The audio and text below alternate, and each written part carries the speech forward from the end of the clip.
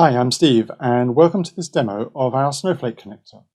If you've seen any of our videos before, you'll know that connectors are quick and easy ways of integrating with other platforms.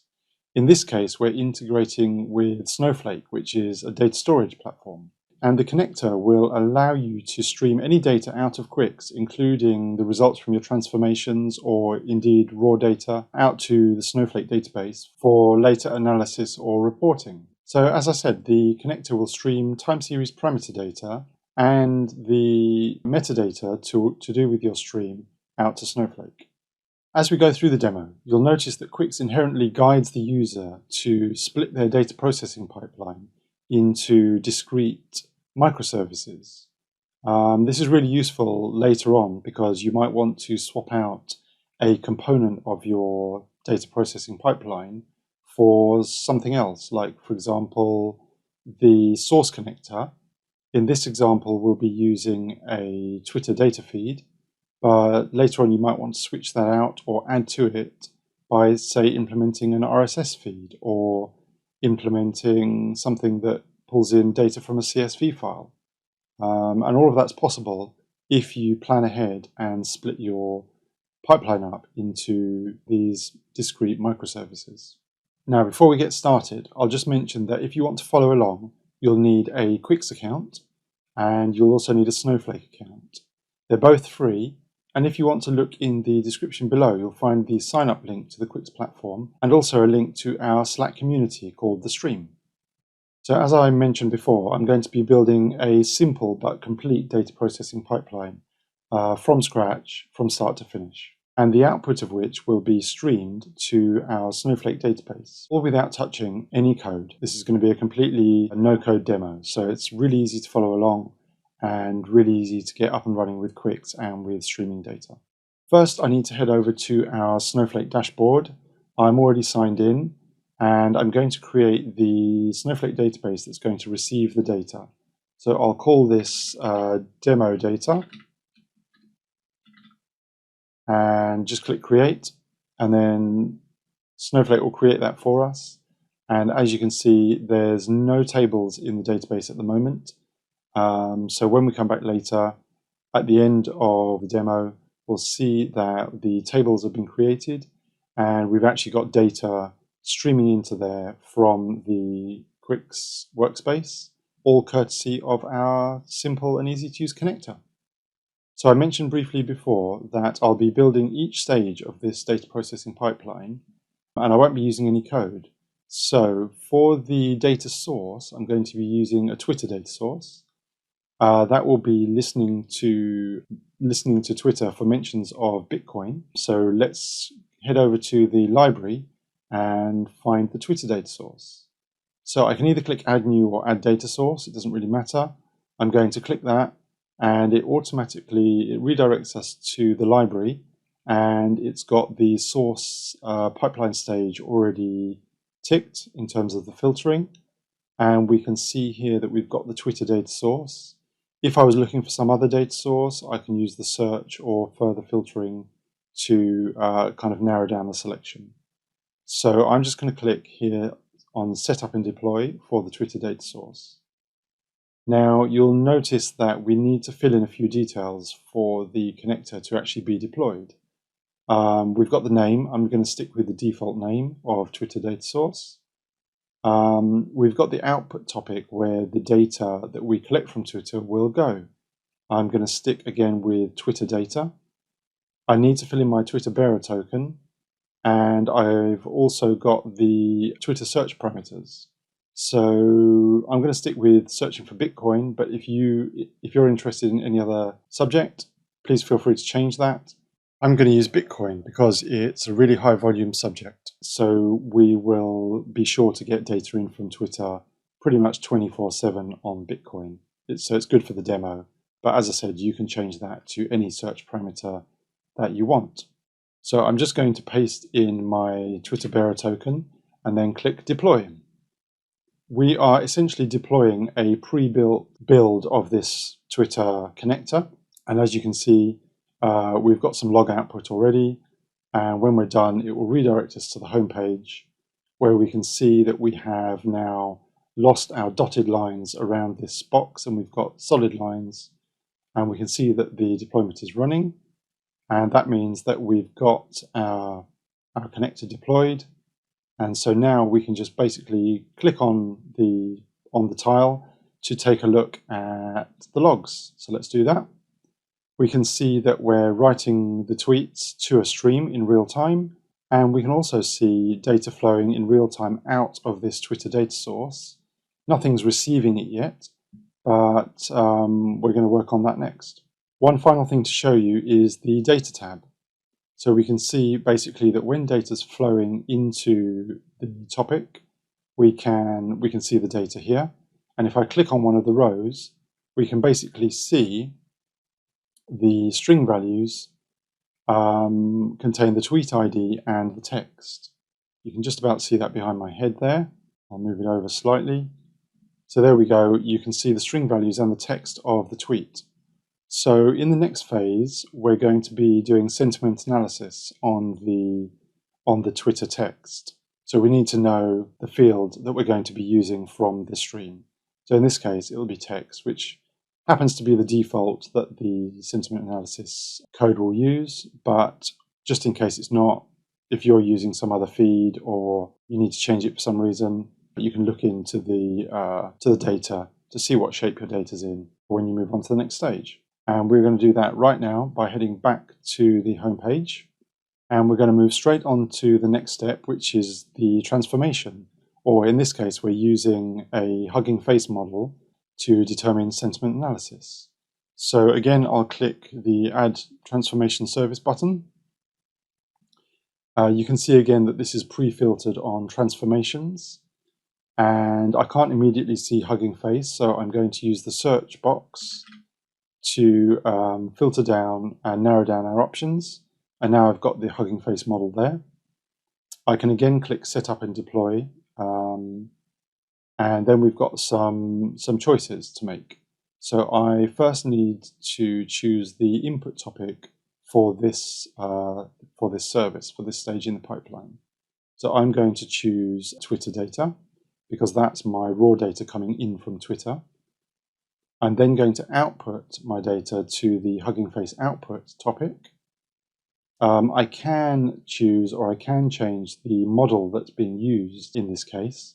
I'm going to leave it as the default model, but if you go onto the Hugging Face project website, you can see what other models they've got. In this case, I'm going to again stick with the default one pre-populated by the connector. And now the text column name that we are going to use, as I mentioned before, it's going to be just text. If you've got a different feed, let's say you've used an RSS feed for your data source, that might have a different text column that you'd be interested in. I'm going to leave this as text because that's where our tweet text is going to be. So again, I'm going to click deploy. The again pre-built binary will be deployed into the Quix platform, and that won't take very long, so we'll see the output shortly. So again, we're redirected to the home page, and we can see that we've now got our two data sources up and running. We have the Twitter data source and the Hugging Face model. So now what we want to do is deploy the Snowflake connector, which will stream our results from our Hugging Face model into our Snowflake database. So again, I'm going to click the button on the tile. In this case, it's Add Destination. It will take us to the library where we've pre-filtered on the destination library items. And we can see at the top, front and center here, we have the Snowflake connector. I'm going to click on Set Up and Deploy. And now, as you can see, I've got a few items that I need to fill in. I'm going to choose the topic, which is going to be the feed for this Snowflake sync. And I'm going to choose the Hugging Face output topic. So that is the topic that's receiving data from our middle stage of our pipeline, which is the transformation stage or the Hugging Face prediction model. Next up, I need to fill in the Snowflake locator and region. So for that, I need to go back to our dashboard, our Snowflake dashboard, and grab the Snowflake locator which is kind of like a kind of unique ID for your Snowflake instance. And I'll paste that locator in there. And I'll also grab the region from the URL as well in the Snowflake dashboard. And that goes in here. Incidentally, I think you can deploy your Snowflake to different cloud providers and also different data centers. I just happen to choose Azure in, I think it was Ireland, which is North Europe. My database is going to be my demo data database, which, as you can see, is what I've got specified in Snowflake demo data. Last up, I need to specify or input my username and password. So I'll just do that.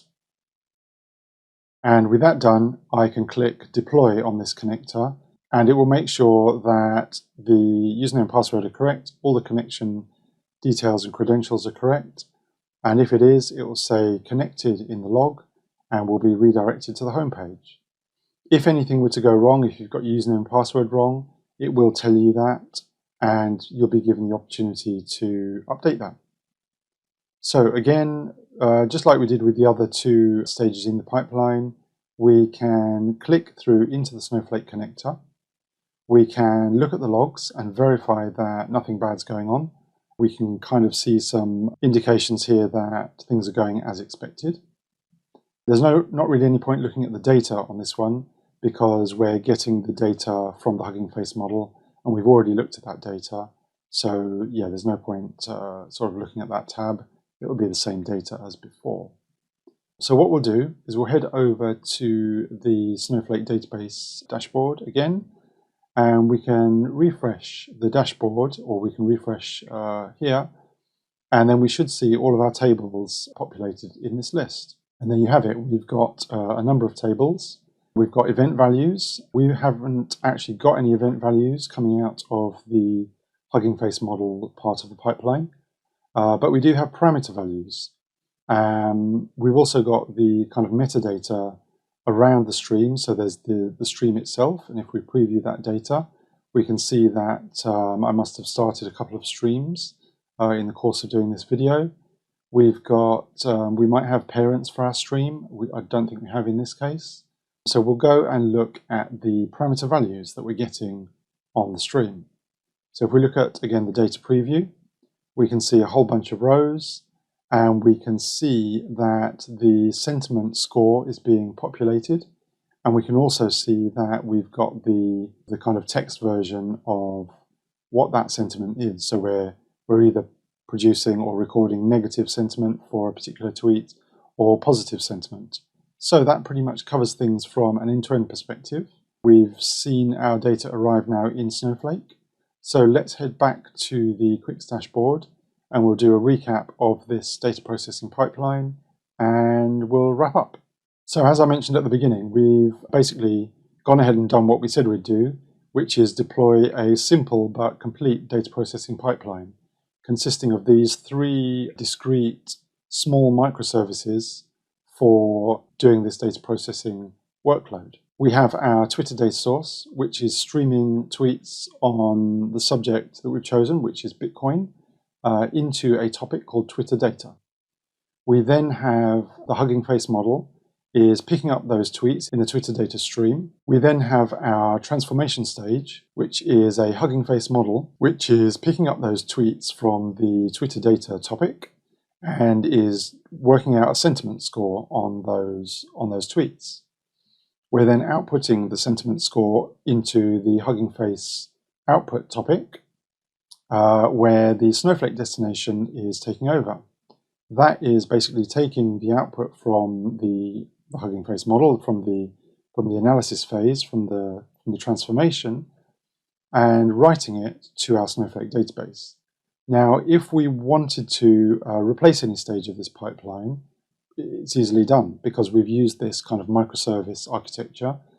We've broken it down into these small, easy to understand services. And so if we say wanted to not output to Snowflake, but wanted to output to Slack, or if we wanted a different data feed, say an RSS data feed, or to run in some canned data by using a CSV file or something, we could really easily replace basically any part of this pipeline with something new. So I think we've covered pretty much all we can there for now. You've seen the 3 stages of the pipeline working and seen it all come together to get the data out into the Snowflake database. So the only thing left to say is if you want to try this for yourself, you can create your own Quix account. It's completely free, you don't need a credit card. The link to the sign up page is in the description below. If you also need help with this or pretty much anything relating to streaming data, please again check out the description below.